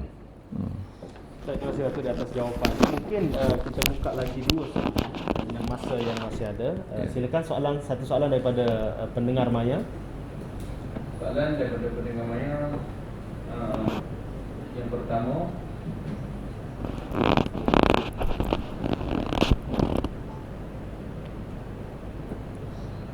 bolehkah ambil pil tahan haid untuk bulan puasa? Maksudnya nak pernah puasa tu. Dan pastinya dia ambil ataupun doktor jawab pil tu untuk tahan haid. Ni kena ustaz jawab ni. Baik. Dia kata boleh ambil je. Saya jawab dari sudut doktor kata dari sudut kesihatan tak ada masalah. Kan tak ada masalah. Macam orang nak pergi Mekah juga, tak, dia boleh ambil pil. Dari sudut fiqahnya satu kaedah dia kata al-ibrah biwujudid dam. Yang diambil kira itu ada darah. Mana kalau tak keluar darah, maknanya puasa dia boleh terus tidak jadi masalah. Cuma dari sudut kesihatan itu tanya doktor lah dulu. Sebab ramai orang pergi Mekah bila dia ambil pil, kacau. Celaru jadi. Pagi ni ada darah, petang tak ada. Akhir sekali dia nak tawaf pun tak berani, tak nak tawaf pun orang lain pergi belakang. Jadi di antara soalan yang banyak kita lah pembimbing jemaah haji ni menghadapi menerima soalan masalah wanita-wanita muda yang ambil pil. Tapi dari sudut fiqh tak ada masalah sebab ada ramai juga wanita kata kalau kita puasa ramai-ramai ada kekuatan. Tapi nak qada seorang-seorang nanti memang hilang semangat. Jadi boleh kalau dia nak ambil, tapi bagi saya lah disyorkan supaya rujuk pada doktor lah. Mungkin ada efek lain, ada kesan lain yang tak baik. Wallahu a'lam. Terakhir. Silakan. Okey, pada terakhir Malaysia tu. Ada satu tak ada tapi dua gabung jadi satu. Jadi apakah perkara yang menghilangkan atau membatalkan pahala puasa dan bagaimana nak elakkan daripada perkara tersebut? Maksudnya kita dalam saya ni ada mengubah, mengata atau membuka aib seseorang, macam mana tolong bagi penjelasan pengetahuan umum lah, terutamanya di kalangan kita lah, insyaAllah. Dan soalan yang kena boleh gabung kali tu pasal fidyah. Boleh lah. Pasal fidyah ni seorang tu sakit dia nazak, maksudnya dalam Ramadan kerana dia sangat sakit lah. Soalannya, adakah perlu anak-anak menggantikan hari-hari puasa yang nazak lepas tu meninggal dalam puasa ni? Jadi arwah ni tak mampu berpuasa, adakah perlu juga mengeluarkan fidyah? Puasa ni perlu ganti ke ahli keluarga ni bila arwah ni tidak suka puasa, ataupun hanya keluar fidyah saja? Baik, dua soalan ni. Soalan yang pertama tentang bagaimana motivasi nak jaga daripada hilang pahala puasa. Sebab tujuan kita puasa ni bukan setakat tak makan saja. Kalau tak makan saja, orang mogok lapar pun tak makan. Nah, tapi dia ada matlamat dia. Maka matlamat kita utama kita puasa nak meraih takwa untuk sampai melayakkan kita masuk ke babur rayyan. Maka yang besar kita kena jaga perkara-perkara yang membatalkan pahala puasa. Sebab itu bila kita puasa, kita kena puasa semualah. Telinga kita, mata kita dan hati pun kena puasa juga. Jangan duk hasad dengki dengan orang, jangan duk dendam dengan orang. Sebab kalau tidak, kita puasa fizikal saja, tak puasa hati, itu yang tak jadi. Jadi puasa tu lepaslah rukun, tapi dari sudut ruh, puasa tu kita tidak mencapai matlamat menjadi orang yang bertakwa.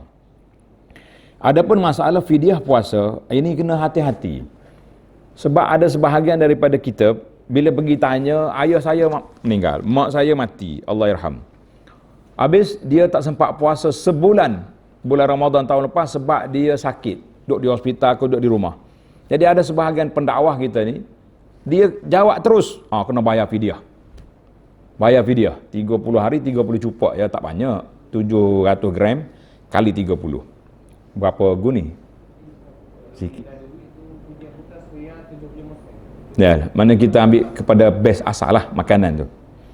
Maka mengikut dalam kitab fiqh, yang betulnya sekiranya seorang tu sakit dan dia tidak mempunyai masa untuk qada, maknanya macam orang kena sakit stroke. Sakit stroke ni dia tak boleh dah, habis tu dia bertahan. Maknanya walaupun 3 tahun, 3 kali Ramadan dia tak puasa, akhir kali dia mati pada tahun yang keempat, maka tidak perlu di qada balik puasa dia dan tak perlu difidyahkan sebab dia tak ada masa untuk qada. Nah, yang kena fidyah ni, orang ni sebulan di hospital sembuh. Ya, bulan Syawal berehat di rumah. Bulan Muharram anak dia pergi mengembara, habis dunia dah pergi. Umrah pun pergi. Puasa je tak. Kalau dia mati, orang ni yang kena bayar. Sebab dia sudah mempunyai masa untuk qada tapi dia cuai. Dia tak bayar. Adapun orang yang berterusan sakit dia sampai dia mati, Imam Nawawi mengeluarkan fatwa la syai'a alaih. Tidak ada sebarang bayaran untuk dia sebab dia tidak ada masa untuk qada. Jadi kena ambil perhatian di situ. Apalagi kalau anak-anak ni tunjuk warak. Ada juga tunjuk warak. Bila mak dia mati, ayah dia mati, mari jumpa ustaz. Mak saya mati umur 70. Saya nak bayar fidyah dia daripada umur 15 belum balik dulu, tolak 55 tahun nak bayar. Ustaz pun kira ikut mazhab Syafi'i ke mazhab lain. Syafi'i lah. Mazhab Syafi'i ni hati-hati, dia berganda dia punya fidyah. Mana hak tahun pertama daripada 1 cupak dia sudah jadi 55 cupak. Tahun pertama. 5 tahun yang kedua 54. Kali-kali 1 trailer tak mari dah. mari tanya, jadi tak mari dah lepas tu. Dia kata, banyak ni, 2 trailer berapa tan kita punya beranak. Jadi kita kena hati-hatilah dalam bab fiqh. Kalau anak nak sedekah tak masalah, tapi atas nama fidyah dengan pandangan fiqh orang bayar. Tapi sedangkan benda tu tidak berhak untuk dibayar kerana dia sudah meninggal dalam keadaan dia tidak ada masa untuk qada balik. Wallahu alam. Alhamdulillah, terima kasih kepada Kita nak dulu. yang berhadiah Datuk Dr. Basri dan juga Dr. Di atas jawapan berkenaan dengan perkara tersebut. Okey, baik. Seterusnya untuk pusingan yang terakhir, kita akan beri peluang kepada setiap ahli panel untuk merumuskan berkenaan dengan perbincangan dan juga tajuk kita pada hari ini. Dan saya akan mulakan daripada ahli panel yang kedua, insya-Allah mungkin boleh membuat rumusan dan juga sedikit kata semangat kepada para frontliners kerana mereka merupakan salah satu individu ataupun golongan yang menjaga antara perkara dururiyah yang paling utama, iaitu nyawa itu sendiri. Baik, silakan. Musim majlis, saya nak sentuh sikit dalam hospital ataupun dalam pekerjaan hospital lah. Itu adalah satu perjuangan. Jadi kalau kita tengok sejarah, Rasulullah pun pernah berperang bulan puasa, kan? Padang pasir lagi, dengan panas terik apa semua. Kalau yang biasa pergi umrah ke pernah pergi padang pasir, tahulah panas terik. Jadi bagi saya perjuangan hendaklah diteruskan, kan, untuk keselamatan. Kalau kita doktor, frontliners yang semualah yang terlibat dalam organisasi hospital, semua adalah penting untuk, kalaulah kita tak mengambil berat, pesakit kita sakit dan kita juga akan sakit. Jadi saya rasa bulan Ramadan adalah satu bulan ibadah, bukan setakat berpuasa. Dengan kekuatan, dengan apa yang kita dah lakukan, kita gandakan lagi. Saya rasa ini akan lebih baik dari sudut kerohanian dan juga dari sudut kemasyarakatan. Itu satu. Yang kedua, bukan setakat untuk frontliners dan juga untuk rakyat Kelantan lah, khasnya minta jaga keselamatan diri di atas jalan raya dan juga musim Covid ni, supaya kita sama-sama membendung Covid-19 di negeri kita, dan juga keselamatan diri sendiri, keluarga kita dan juga masyarakat. Kalau kita tengok dalam Al-Quran pun dia sebut kita jaga diri kita dan keluarga yang terdekat dahulu, kan?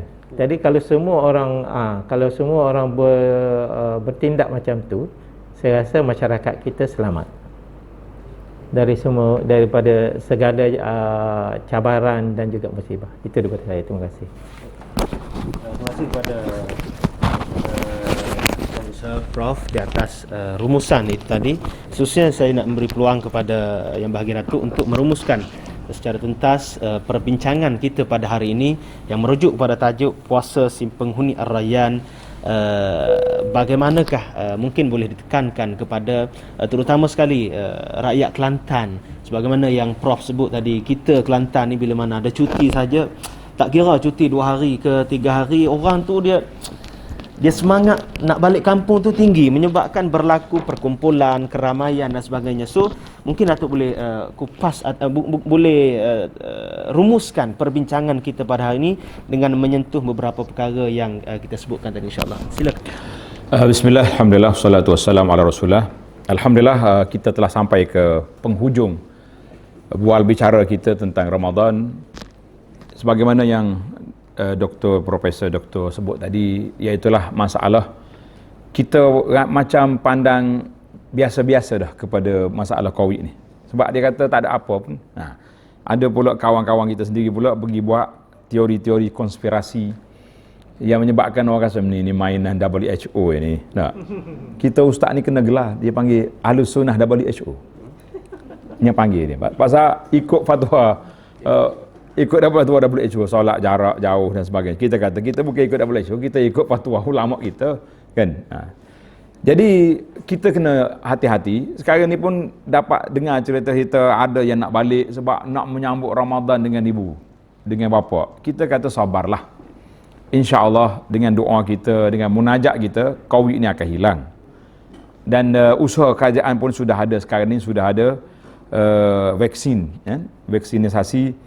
Jadi untuk maklumatlah, saya kempen juga di sini, ambil peluang Ustaz Asif. Kempen supaya masyarakat, terutamanya negeri kita, katanya peratus tak apa tinggi, yang mendaftar diri untuk diinjek, kena cocok vaksin. Jadi tuan-tuan dan puan-puan yang terutama sekali orang tua yang ada penyakit, jadi pergilah daftar, suruh anak daftar pun boleh, buat kat rumahnya melalui My Sejahtera.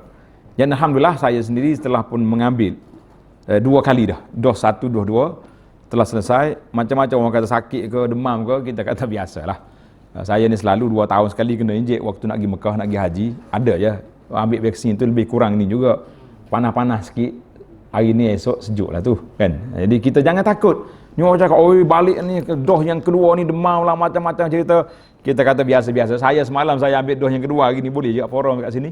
Kuliah subuh tadi berjalan. Kuliah maghrib semalam pun berjalan. Kita kata Alhamdulillah. Mungkinlah ada sebahagian kecil yang ada kesan. Kita kata tak ada. Jadi saya ambil di sini kesempatan lah kempen kepada yang belum berdaftar supaya daftarkan diri melalui pusat kesihatan yang berdekatan atau melalui My Sejahtera yang telah disediakan oleh pihak kerajaan. Jadi alhamdulillah kita pakat jaga dan kita banyak berdoa kepada Allah Subhanahu Wa Taala, patuh SOP kesihatan untuk jaga daripada COVID dan patuh SOP syariat supaya puasa kita tahun ni lebih bermakna dan lebih terkawal dari sudut kehilangan kerugian pahala yang kita lakukan itu. Jadi kita nak dua-dua selamat, insya-Allah. Mudah-mudahan ada manfaatnya buah bicara kita pada hari ini. Terima kasih kepada Pusat Islam kerana beri peluang kepada saya dan juga sahabat-sahabat kita yang sentiasa ceria di Pusat Islam Kampus Kesihatan. Terutama sekali yang paling lama kali Ustaz di kita lah, hafizahullah ta'ala, dan semua. Sekian, Assalamualaikum warahmatullahi wabarakatuh. Itulah dia tuan-tuan, perempuan, sidang pendengar secara fizikal dan juga secara maya sekalian, forum ambang Ramadan yang kita bawakan khas dengan kehadiran ahli-ahli panel kita yang hebat untuk mengupas daripada sudut pandangan agama dan juga sudut pandangan perubatan berkenaan dengan bagaimana kita nak menjadikan puasa kita di bulan Ramadan pada tahun ini adalah puasa yang melayakkan kita dan menjadikan kita insan yang termasuk dalam salah seorang yang dipanggil sebagai penghuni syurga ataupun pintu Ar-Rayyan. Jadi tuan-tuan perempuan sidang pendengar sekalian, sekarang bukan masa untuk berfantasi, bukan masa untuk berhalusinasi. Sekarang ialah masa untuk kita mengambil posisi dan juga situasi bersedia menyambut Ramadan supaya kita boleh mengecapi dan juga menggapai serta merebut segala peluang ganjaran yang disediakan oleh Allah Subhanahu Wa Taala kepada kita dalam bulan Ramadan yang akan mendatang, insya-Allah. Jadi tuan-tuan perempuan sidang pendengar yang saya kasihi sekalian, ahli-ahli panel yang saya hormati dan saya kasihi sekalian, mudah-mudahan forum ambang Ramadan yang kita bawakan pada hari ini memberi manfaat, tidak banyak sedikit tapi sebolehnya banyak, kerana banyak input dan juga mutiara yang berguna untuk kita jadikan sebagai satu perkara yang boleh kita buat sebagai rujukan dan juga ikutan dalam kehidupan kita dalam menghadapi puasa yang akan mendatang, insya-Allah. Jadi tuan-tuan perempuan rahmat Allah sekalian, aku qauli hadza wa astaghfirullahal azim li wa lakum. Tuai padi antara masak, esok jangan layu-layuan. Intai kami antara nampak, esok jangan rindu-rinduan. Kalau rindu, jemputlah datang. Tuan-tuan, sekadar itu saja. Assalamualaikum warahmatullahi wabarakatuh.